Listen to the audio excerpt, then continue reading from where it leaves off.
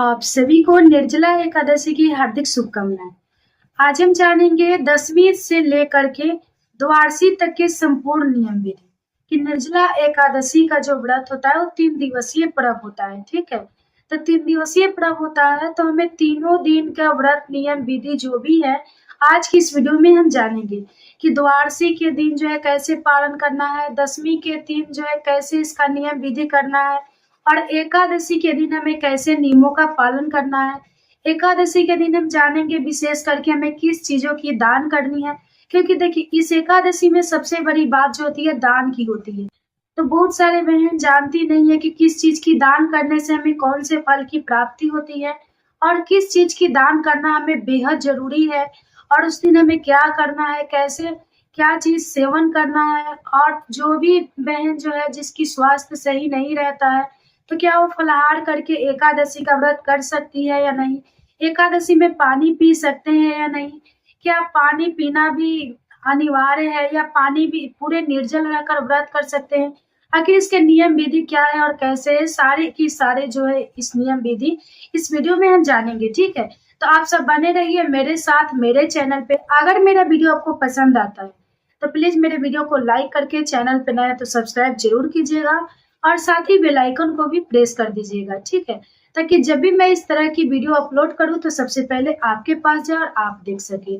ठीक है, तो चलिए सबसे पहले जानते हैं कि 10वीं के नियम विधि क्या है, उसके बाद जानेंगे एकादशी के दिन का नियम विधि क्या है, एकादशी के दिन हमें कैसे क्या करना है, कैसे पूजा करना है, कैसे दान करना है, कैसे उस दिन किस भगवान के महामंत्र का जाप करना है। ठीक है, तो द्वादशी का दिन देखिए, द्वादशी जो है 24 जून को पड़ रहा है और एकादशी 25 जून को पड़ रहा है। ठीक है, तो 24 जून को एक द्वादशी है। तो हम देखिए एकादशी का जो त्योहार होता है सबसे कठिन सारे व्रतों जो होता है, सारे व्रत में सबसे कठिन व्रत जो होता है एकादशी का व्रत हम मानते हैं।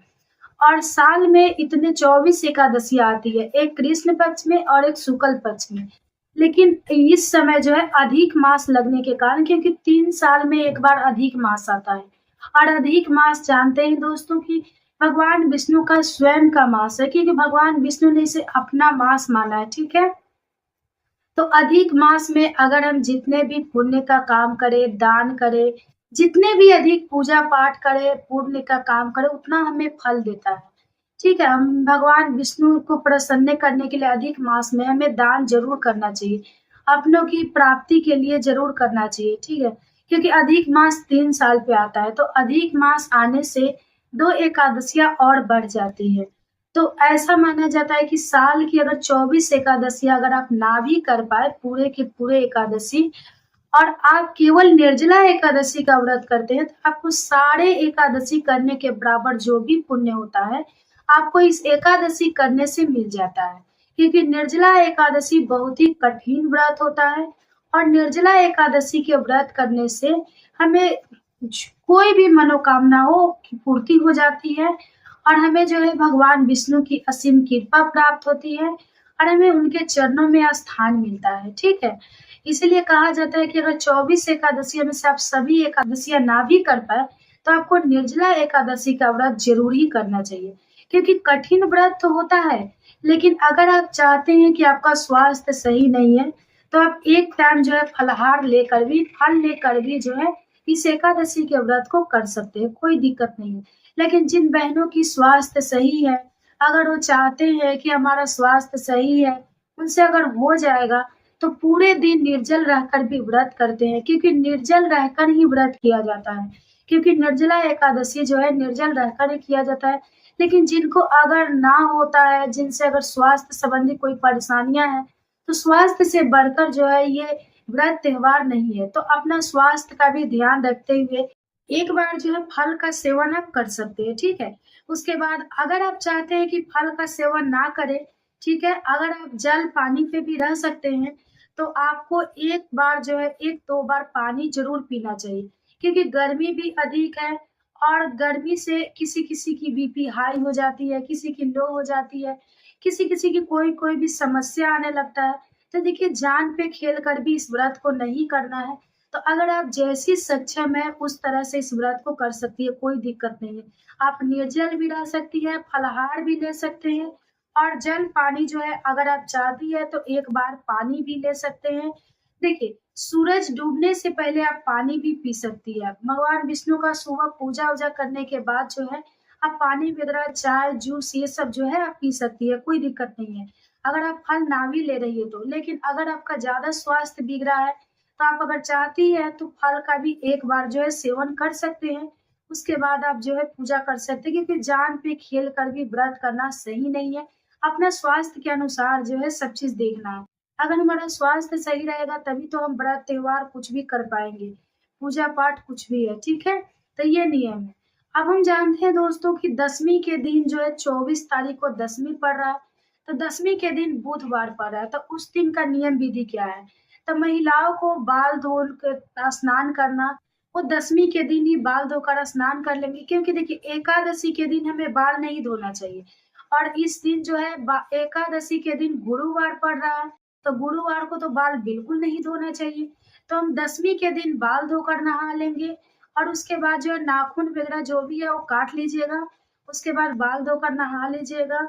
उसके बाद जो भी देखिए, एकादशी के दिन जो भी नियम पालन करते हैं, उसके एक दिन पहले से किया जाता है। इस दिन तामसिक भोजन आपको बिल्कुल भी नहीं करना है। दशमी के दिन लहसुन, प्याज, मसूर की दाल, मूली, इस जितने सारे चीज़ हैं, आपको इस दिन बचाव करना है। इस दिन कोई चीज़ के भी सेवन नहीं करना है और ज़्यादा से ज़्यादा जो है दोस्तों कोशिश करें कि ब्रह्मचर्य का हमें पालन करना है। क्योंकि दशमी के दिन से ही व्रत त्योहार शुरू हो जाता है, एकादशी का व्रत द्वादशी के दिन तक। तो दशमी के दिन इन सारे नियमों का पालन करना है और दशमी के दिन बहुत सारे लोग हैं जो सूरज डूबने के बाद खाना नहीं खाते, सूरज डूबने के पहले ही खाना खा लेते हैं। तो अगर आपके पास अगर ऐसी कोई नियम विधि है, अगर आपके घरों में आपके बूढ़े-बुजुर्ग जो होते हैं, अगर आपको दशमी के दिन जो है बेर सूरज डूबने से पहले खा लेते हैं, तो आप अपना नियम विधि देख लीजिएगा। लेकिन ऐसा कोई नियम नहीं है, लोग अपने से करते हैं कि जो सूरज डूबते हैं उसके पहले खा लेते हैं, सूरज डूबने के बाद नहीं खाते हैं। बहुत सारे लोग हैं जो रात को एक टाइम खाना खा लेते हैं, उसके बाद जो है नहीं खाते हैं, ठीक है? तो आप अपने नियम के अनुसार देख लीजिएगा, अपनी सुविधा के अनुसार कि कैसे करना है, आपके घरों में कैसी परंपराएँ जो है चल रही है, उस हिसाब से जो है कर लीजिएगा। लेकिन हमारे यहाँ दोस्तों ऐसा है कि दशमी के दिन जो है रात को एक टाइम भोजन किया जाता है और उसके बाद जो है दोस्तों कि ब्रश, अगर आप सोने जा रहे हैं तो उस समय हमें ब्रश करके सोना है, क्योंकि कहा जाता है कि एकादशी का व्रत बहुत ही कठिन होता है और उसमें अन्न का जो एक भी दाना जो है अपने मुँह में रखना नहीं चाहिए। इसीलिए ब्रश को अच्छे से साफ-सफाई ब्रश से दाँतों को कर लेना है, उसके बाद जो है दोस्तों सोना है। और सुबह उठ कर के एकादशी के दिन आपने जिस नियम विधि से सुबह जो है उठकर हर दिन की पूजा-पाठ करते हैं, सुबह से लेकर के आप उस तरह से उठकर पहले साफ-सफाई अपने कामों से निर्वृत्त होकर घरों की साफ-सफाई करके आप स्नान कर लीजिए, स्नान करके अच्छे वस्त्र धारण कर लीजिए। उसके बाद जो है उस दिन कोशिश करें कि पीला पहने, क्योंकि विष्णु भगवान का दिन है और विष्णु भगवान के दिन पूजा होता है। जब विष्णु भगवान के दिन जो है हमें पीला वस्त्र ही पहनना चाहिए। पीला, अगर गुरुवार का व्रत करें तो पीला चीज़ ही खाना चाहिए। चने की दाल होता है या कुछ भी आप खा रहे हैं तो उसमें थोड़ा-सा हल्दी ही डालकर खाएँ। लेकिन आपको कोशिश करना चाहिए कि उसके पीला पहनना, पीला खाना चाहिए, ठीक है? तो अगर आप एकादशी का व्रत कर रही हैं, उस दिन गुरुवार है, तो उस दिन तो आपको, अगर आप साथ में ही गुरुवार का व्रत भी कर रही हैं, तो आप भगवान को भोग भी लगाएँगे, भगवान को पूजा करेंगे, साथ ही एकादशी के दिन जो भी आप है, जो भी मौसमी फल वगैरह जो भी लाए हैं, वो सबसे पूजा करेंगे। लेकिन आपको ध्यान रखना है कि उस दिन आपको चने की दाल, केला वगैरह जो भी दूध, रोटी या जो भी आप खाते हैं, वो नहीं खाना है, ठीक है? निर्जल रहकर ही हमें उपवास करना है। नहीं तो अगर आप फलाहार लेना चाहती हैं, तो एक बार हमें फल लेना है, ठीक है? और उस दिन पूजा-पाठ करके अगर आप चाय-पानी पे रहना चाहती हैं, तो आप एक बार चाय-पानी भी पी सकते हैं, आप अपने सेहत के अनुसार देख सकते हैं। और बात करते हैं प्रेग्नेंट महिलाएँ जो पूछ रही थी कि अगर हम पहले से व्रत कर रहे हैं और इस समय जो प्रेग्नेंट है, तो क्या हम व्रत करें या छोड़ दें? देखिए, व्रत अगर आप कर रही हैं पहले से, तो आपको तो व्रत करना ही है, क्योंकि व्रत छोड़ नहीं सकती है, क्योंकि व्रत छोड़ेंगे तो फिर टूट जाएगा, तो फिर दिक्कत हो जाएगा, फिर से कर नहीं सकती है। इसीलिए ऐसा कहा जाता है और ऐसा माना भी जाता है कि जो भी व्यक्ति अगर पहले से व्रत कर रहे हैं, उनको छोड़ना नहीं चाहिए। अगर व्रत छोड़ते हैं तो पाप लगता है। इसलिए अगर आप प्रेग्नेंट हैं, तो आप एक समय फल ले सकते हैं या जूस वगैरह ले सकते हैं, पानी ले सकते हैं। ये सारी चीज़ों आप जो है ले सकते हैं। इसमें कोई भी जो है संयम नहीं है। लेकिन जिन भी बहनों से अगर हो रहा है, तो वो निर्जल रहकर भी उपवास कर सकते हैं। आप अपना देख लीजिएगा कि कैसे करना है। उसके बाद द्वादशी के दिन दोस्तों जो है, अगर आप एकादशी के दिन दान करना चाहते हैं, क्योंकि इसमें दान का बहुत ज़्यादा महत्व होता है, तो आप दान कर सकते हैं। अगर एकादशी के दिन किसी कारण से जैसे बहुत सारे काम हो जाते हैं, पूजा-पाठ करना, दान करना या बहुत सारे ऐसे काम हो जाते हैं, धूप वगैरह भी हो जाते हैं, जिससे अगर हम बाहर नहीं निकल पाते हैं या उस दिन नहीं जा पाते, तो अगर हम दान ना भी कर पाए, आप हो सके तो द्वादशी के दिन ज़रूर दान कर दीजिएगा, ठीक है? और उस दिन घड़े के दान का बहुत महत्व होता है।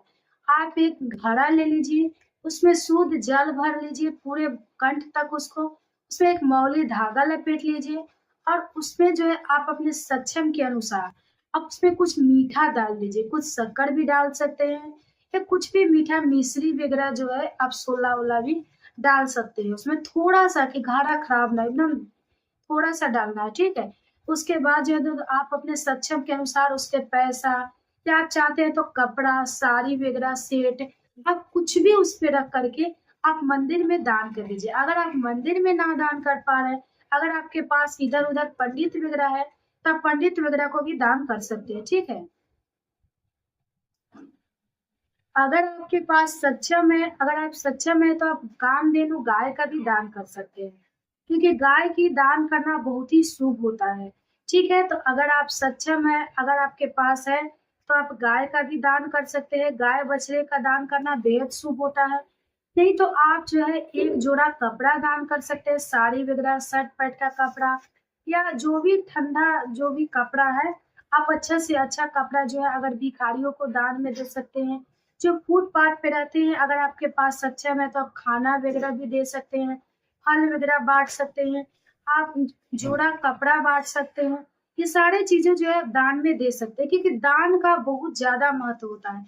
एकादशी के दिन पूजा करने से जो भी फल प्राप्त होता है, उससे कई गुना ज़्यादा फल जो है हमें दान करने से मिलता है।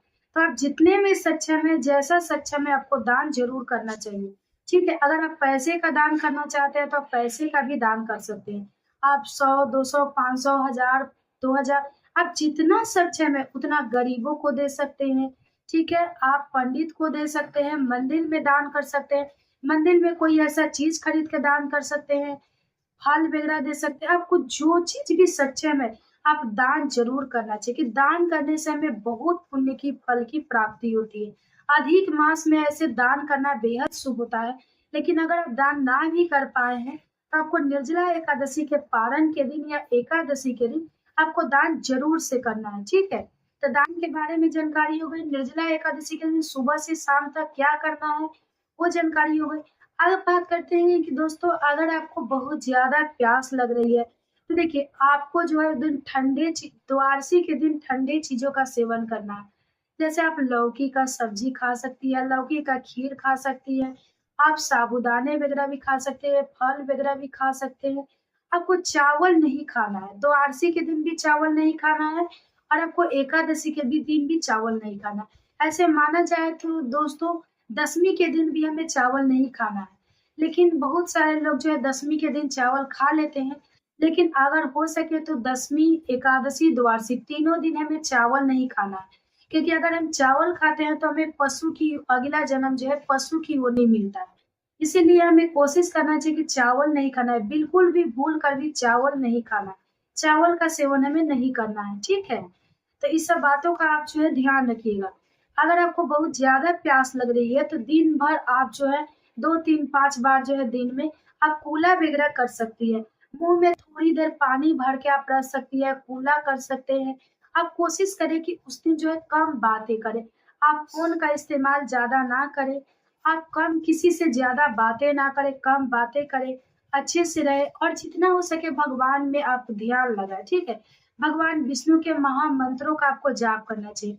हरे कृष्ण, राधा राधा ये जितने भगवान के मंत्र हैं उनके नामों का जाप करना चाहिए, उनके मंत्रों का उच्चारण करना चाहिए और भगवान से हाथ जोड़कर प्रणाम करना चाहिए, उनसे विनती करना चाहिए कि हे भगवान हम जो भी व्रत कर रहे हैं, उनका बेड़ा पार कीजिए, हमारा व्रत सफल कीजिए, ठीक है?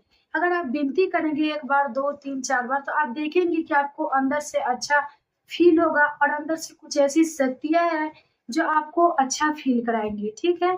और आपको अच्छा भी लगेगा। तो इस दिन जो है ज़्यादा किसी से झगड़े-झंझट नहीं करना चाहिए। किसी से ज़्यादा आपको जो है कलह-क्लेश की स्थिति अगर आपके घरों में होता है, अगर आपकी गोतनी है, जेठानी है या आपके जो भी सास-ननद है, आपके हस्बैंड, बाल-बच्चे हैं, कोशिश करें कि उस दिन किसी से कलह-क्लेश ना करें, झगड़े-झंझट ना करें, सबसे प्रेम से बात करें, अच्छे से रहें। क्योंकि एकादशी के दिन अगर हम ये सारे कार्य करते हैं, तो हमें एकादशी करने का बिल्कुल भी कोई भी फल प्राप्त नहीं होता है, ठीक है? तो इन सारे बातों का आपको ध्यान रखना है और हो सके तो इन सारे नियमों का आपको पालन करना है, ठीक है?